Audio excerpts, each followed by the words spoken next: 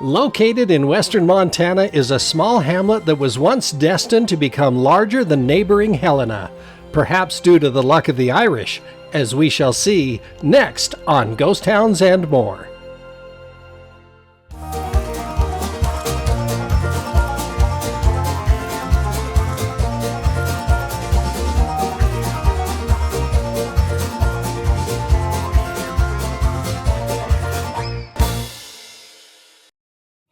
During the mid-1800s, a young Irishman named Tommy Cruise came to the United States in his 20s, likely having heard of the gold discoveries and had high hopes of finding his fortune.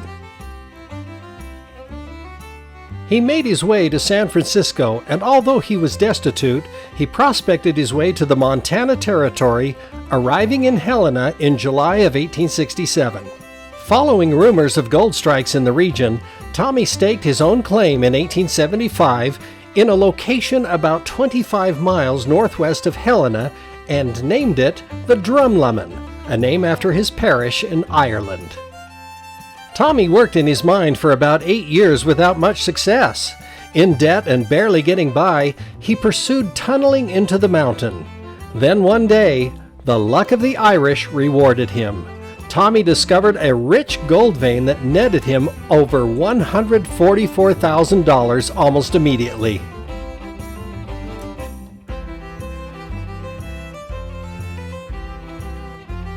With news of the gold strike, a mining camp started and grew rapidly. Tommy decided to name it after the first pioneer woman to arrive, Mary Ralston, and the name Marysville has graced the town ever since.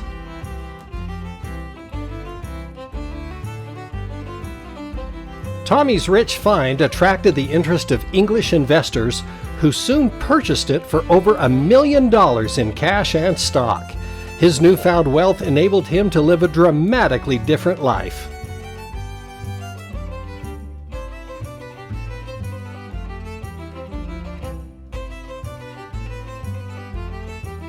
The new town of Marysville grew and thrived with over 60 businesses, more than 24 saloons, several hotels, 3 newspapers, supply stores, churches, and bakeries. 2 railroads also served the town, and the population swelled to over 4,000.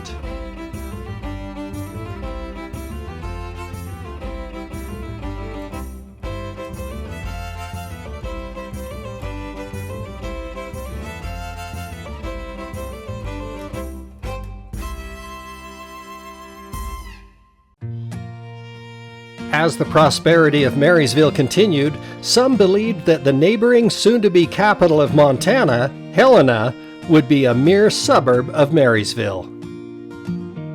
Meanwhile, Tommy Cruise moved to Helena and built a luxurious mansion and pursued many other business interests. In 1886, he met and married Margaret Carter, 26 years his junior.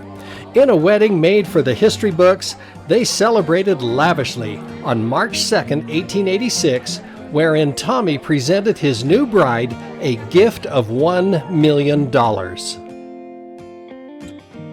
The newlywed couple celebrated the arrival of their first and only child in December of that year, a baby girl. The festive year of Tommy's life would end tragically as birth complications set in and Mrs. Cruise passed away only 12 days later. Bereaved and left with an infant daughter, Tommy went on with his life, cherishing and spoiling his little girl. With his fabulous wealth, his daughter Mary Margaret grew up in a very sheltered and lavish lifestyle, such that her temperament became well known. Also known as Mamie, Tommy's daughter became a challenge with her stubborn and rebellious behavior. Tommy did his best to correct his daughter's errant ways, including stepping in to rein in on her alcohol abuse and troubled relationships, with one marriage leading to an early divorce, but in her second marriage she died at age 26 from kidney failure.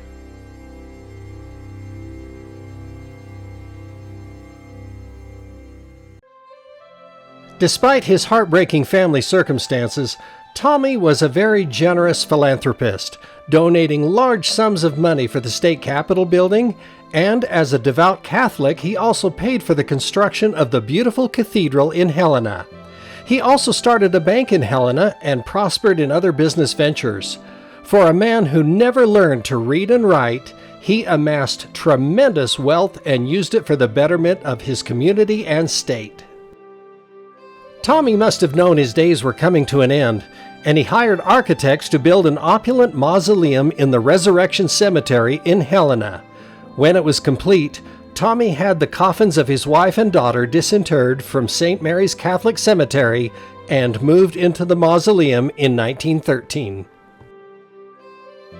Just over a year later, and 5 days before Christmas in 1914, Tommy passed away at the age of 78.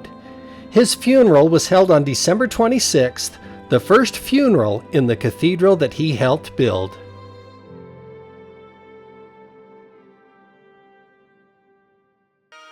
Similar to Tommy's sadness and troubles, Marysville suffered misfortune also.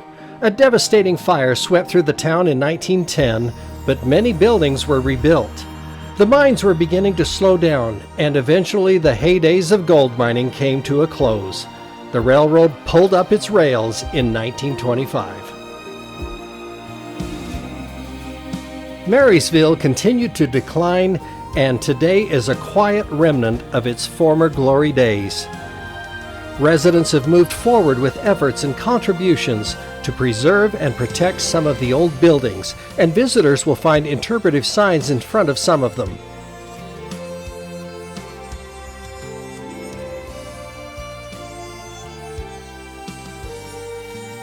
Marysville is a quiet, small community, a ghost of its former self that is in a picturesque area where the echoes of the past remind us that while money and wealth cannot buy everything, it can be the means for some great good in the benefit of others.